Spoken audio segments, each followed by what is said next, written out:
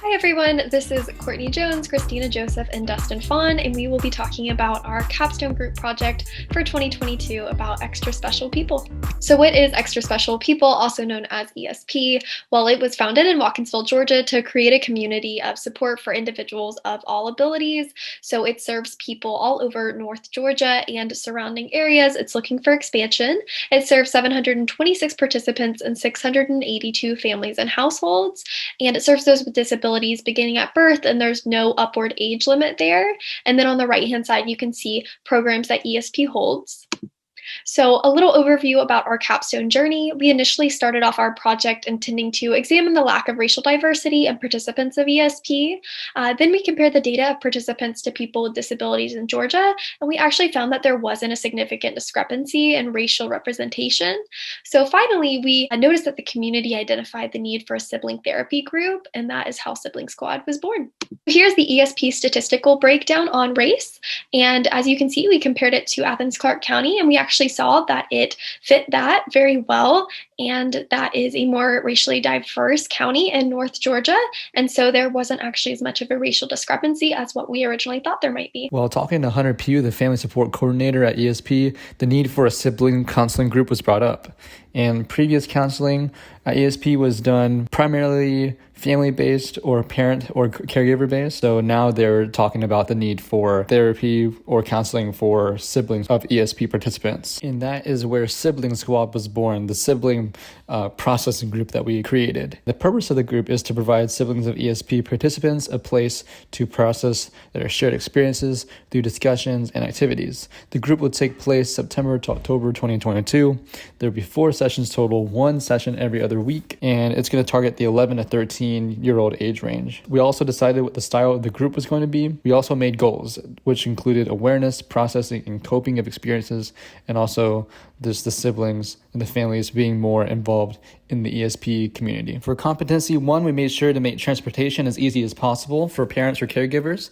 ESP participants and their siblings can take the bus to ESP, and then the programs will be arranged so that ESP participants and their siblings will be able to be picked up at the same time. Also, the group is free of charge. For competency 2, our group was guided by the social work value of importance of human relationships, and we knew that the group interactions could provide these children with a social network of individuals going through similar things. We want group members to have better relationships with their family members, and hopefully the lessons they learn will expand beyond the way they interact with their family, but also the way that they interact with their community members. For competency number 3, we contacted Hunter Pugh from ESP and LPC Alan Bonhoff, who was a previous ESP family counselor. We had effective communication with them in the way that we interviewed them and discussed the needs of the ESP community.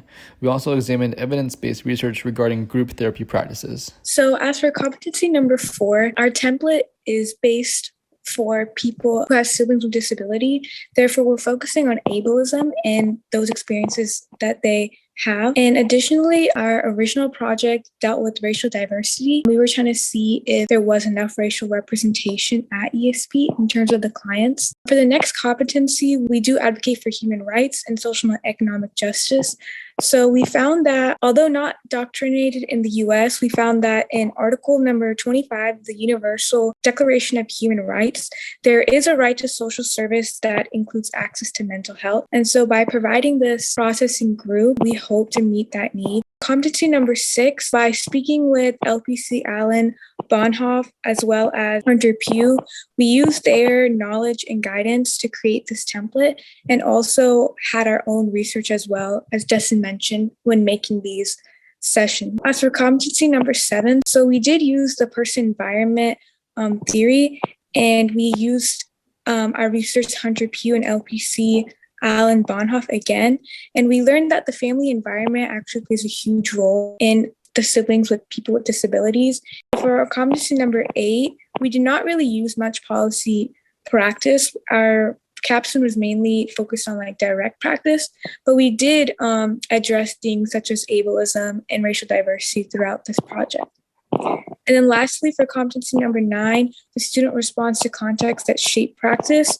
So we were given this idea of the sibling group, and so we took initiative to create this template and in order to improve the quality and range of services at ESP. And it was structured in a way that utilized that we hope will be utilized for many semesters to come. And it was kind of like a trial of a 2-month version. And that's a wrap, folks. Please make sure to like, share, and subscribe. Bye-bye.